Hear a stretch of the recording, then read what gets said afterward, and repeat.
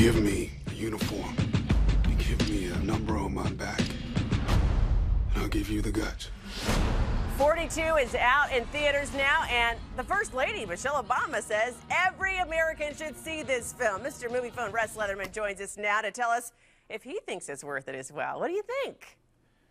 Well, you know, every American should probably see it. The question is, should you pay $12 or should you wait for the DVD? Aha! I think maybe that's the question. It's an amazing story, and I think everybody knows this is a biopic about Jackie Robinson, the first African-American baseball player, and Harrison Ford plays the general manager. The two get together, decided that it's time, and Chadwick Boseman, the man who plays the lead character, I thought did a great job.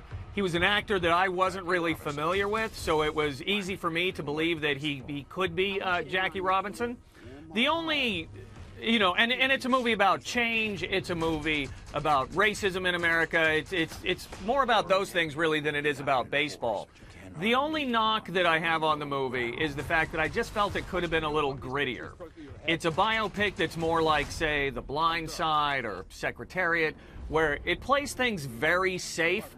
So there's really no way it can hit a home run, more of a stand-up double.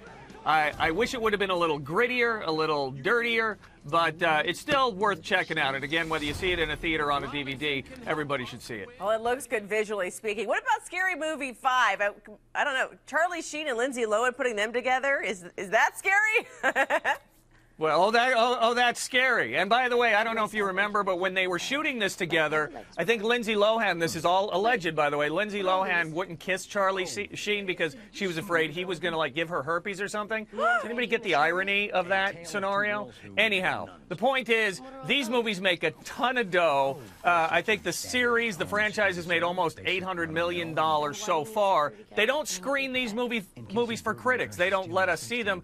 But, you know, critics aren't the people who are going to spend the money on this thing. It's all about people wanting to have a laugh. So if you want to laugh at Lindsay Lohan, which you probably have for the last couple years, sort of anyway, in a sad sort of way, don't get me wrong, and Charlie Sheen both, then, you know, go ahead and check this out. But I can't tell you if it's good or bad. I didn't see the movie. All right. Kind of awkward to watch it there, but we'll see. What about Disconnect? Because this one looks really good. What did you think? Yeah.